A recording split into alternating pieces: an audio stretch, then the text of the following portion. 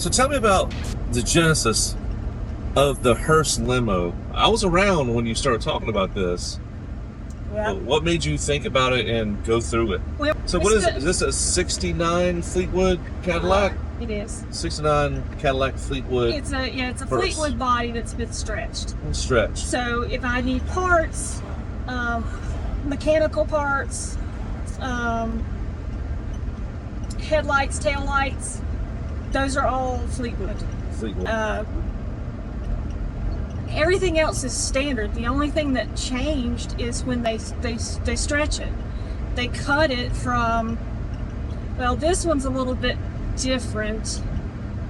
The doors are the same to a point, but they somehow stretch it up because the windshield is different than a regular Fleetwood.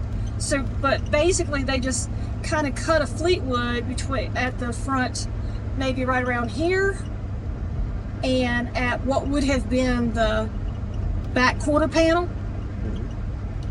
and they stretch it and they put the extra length to make the hearse out of it. So the bumper and the quarter panels in the back are the same as the 69 Fleetwood, and the fenders and hood forward are the same as the 69 Fleetwood. Okay. Right? So they modify in between those two things to stretch it. Which is kind of cool. So you bought it, and it was still a hearse when you bought it. Still a casket module in the back. Yes. And then you was like, you know what? I'm going to make a limo out of it. Yeah. And so tell me about that. Well, I made the decision to do the limo before I found the car. Oh, that's right. That's right. I just had I don't know. My brain works that way, I guess. You know, I think I'm a little bit of a creative person, but it just kind of occurred to me that would make a great limousine, or I thought it would. So I went on the hunt for a hearse. So now, where did it came out of?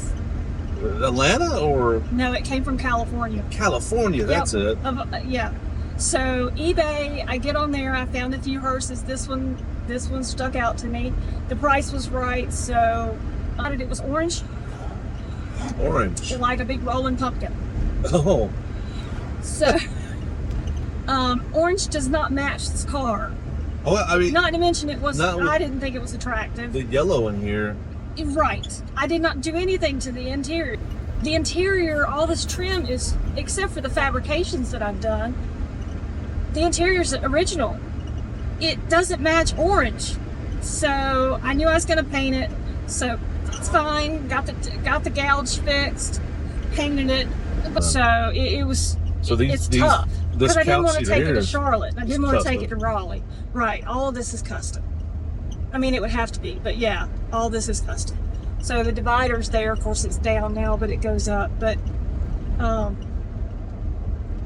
don't know. Just it seemed like a good idea to me. What I've been doing now is photo shoots. I do quite a few of those. Photo shoots. I do events at businesses. This turns heads. So if it's parked out in front of a business, it makes people do kind of a double, what's going on there, you know? So I do a little bit of that. It's not a bunch of money at one time, but if I do enough of them, it's a little bit of a stream of income. But if nothing else, it's fun. It's my creative outlet, so to speak. This car was very limited edition in its day. It was very limited edition. Sounds great. There were no parts for it. Well, the parts are okay. Well,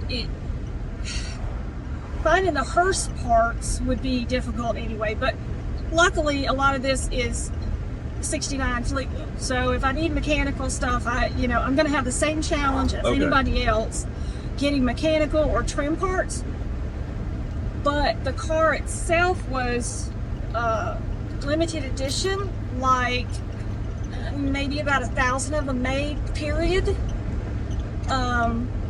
So the fact that it was a little bit on the rare side when it was complete, it's a little bit bittersweet that I sort of ruined it. I mean, I did. This is great. What I've done to it is very cool. I've been able to, use it for some, repurpose it, which was what I wanted to do anyway. Saved a car from going to the crusher. You don't see a whole lot of these old cars out here now, anywhere. But the fact that I sort of ruined it in that respect, that's a little saddening for me. But life goes on. There's no undoing it now. Yeah.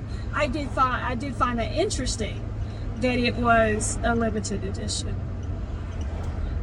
Basically, it was called a three-way, not a three-way like you think, but a three-way in the fact that the reason the doors, there's suicide doors on both sides. Right. So the casket could come in and out of the back like a normal hearse, or it could come out both sides because the motor brought it up and turned it. And you could turn the casket out to the So you can right. park in any orientation Exactly. and load it up. Exactly. Oh. Do you have any social media or websites you want to tell the nation about? Yeah, I have, sun is tough. I have Facebook and I have Instagram. Oddity Limos. You can just search it. I'm the only one out there. Oddity Limos. And, even before I did this, I had the name picked out before I found the car. So... So if they want a photo shoot, or if they want a ride, or if they want to talk to you about limos and stuff like that, hearses, they can contact you. You go to the Facebook. The Facebook on the interwebs. Yep. So you go, it's Oddity Limos. So, that's the Facebook handle or whatever. Right. Oddity Limos. And then you've got, I use Instagram, same thing. The Instagram handle is Oddity Limos altogether. And that the phone number's there. You can DM me, message me. So I'm easy to find because I'm the only one in the area. And that's the other thing that was nice about this is I'm the only game in town. There's other people here that have limos, but they don't do what I